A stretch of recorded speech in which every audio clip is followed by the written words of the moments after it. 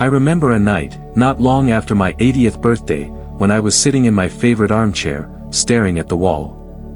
I had a lifetime of memories, a successful career, grown children, even a few grandchildren, but somehow, I still felt a hollow ache I couldn't explain. Have you ever felt that unsettling emptiness, like something essential is missing no matter what you've achieved? That night, I realized I was yearning for a deeper sense of meaning. It wasn't about more activities or material things, but a spiritual and emotional grounding I'd never truly nurtured. If you've ever found yourself restless, unable to quiet your mind in the stillness of night, I'm here to share a journey that took me 80 years to embark on. Over the next 15 minutes, let me show you 5 steps that gradually led me to a genuine inner peace, a spiritual and emotional wholeness I once thought was out of reach. Take a moment to close your eyes, if you can, and just notice your breath.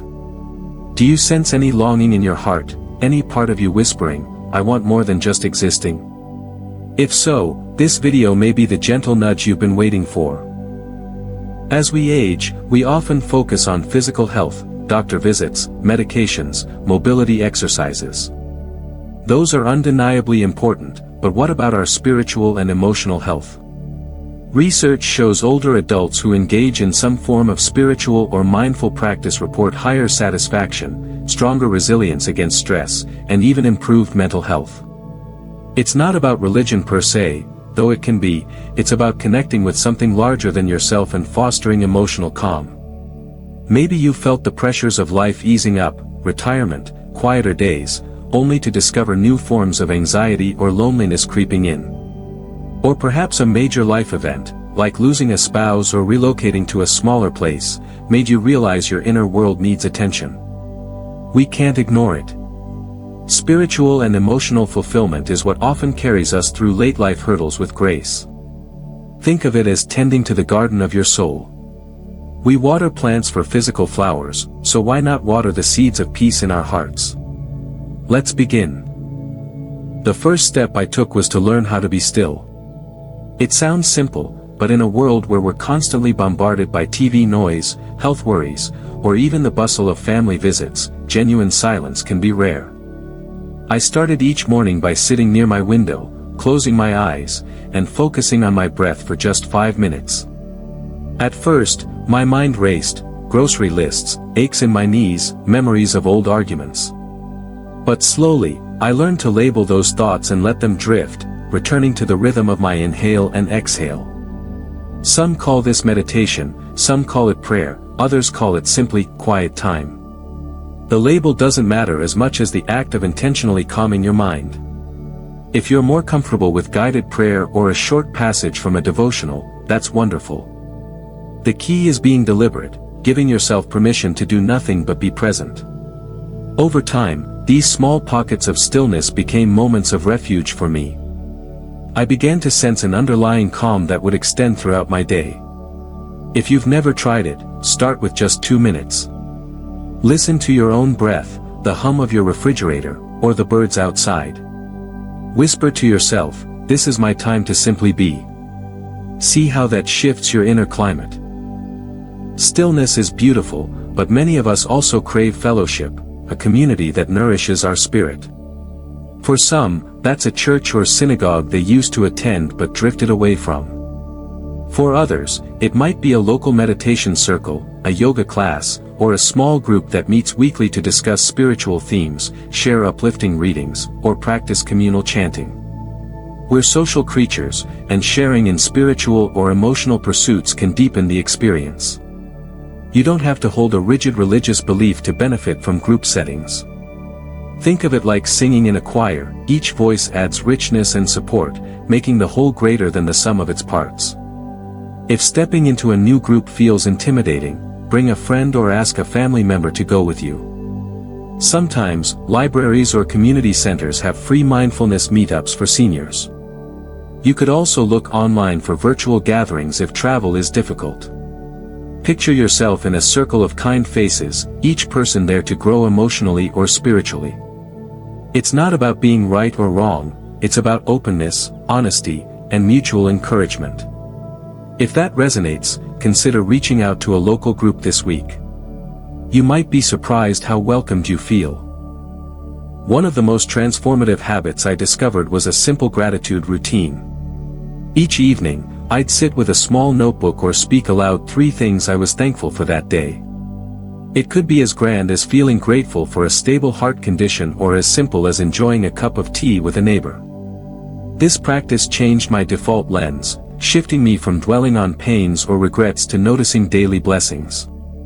Over time, my thoughts naturally leaned more positive, fostering a gentle joy even amidst typical senior challenges. Gratitude doesn't mean ignoring problems. It means acknowledging that alongside burdens, there are gifts. Have you tried this?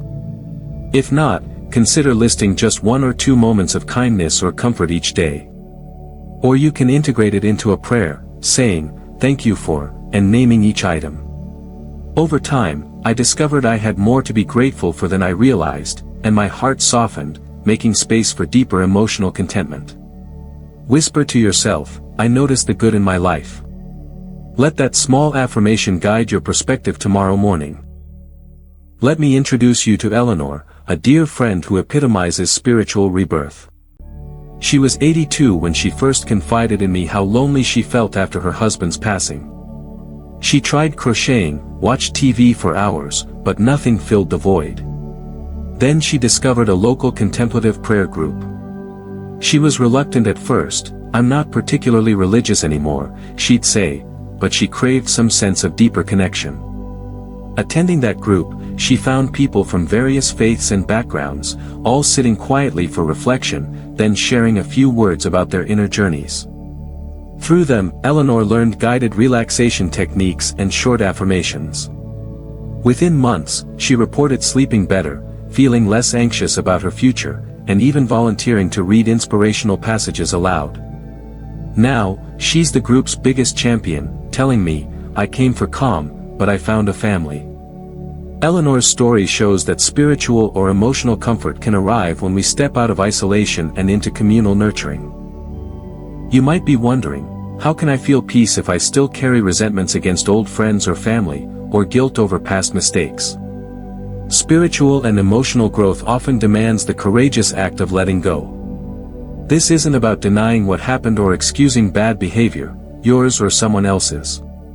It's about acknowledging that clinging to anger or regret only poisons your present.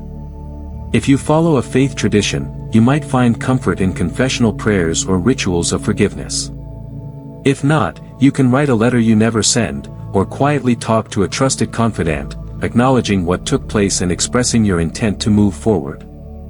I once harbored bitterness toward my sister for a rift we'd had over money decades ago. That anger became a knot in my spiritual journey, fueling negativity in unrelated parts of my life. Finally, I wrote her a heartfelt letter, owning my role, and offering to start fresh. Whether she accepted or not wasn't fully in my control, though she did call me, and we ended up crying together. The act of letting go was spiritually freeing.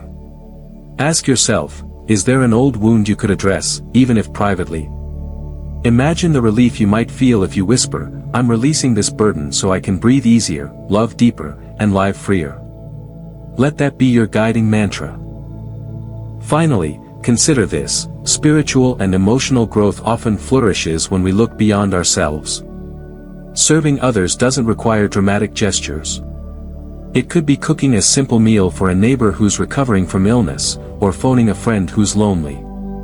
Compassion, both large and small, anchors our sense of purpose. We realize we're more than just individuals drifting through retirement, we're part of a broader tapestry of humanity. If you enjoy sewing, perhaps stitch blankets for a local shelter.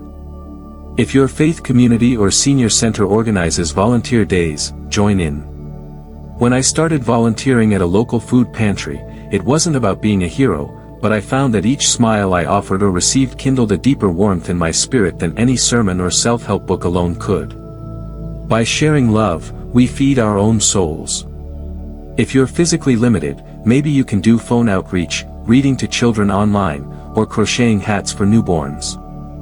Ask yourself, how can my kindness spark somebody else's day? That question might become a powerful daily intention, linking your spiritual growth to real acts of service.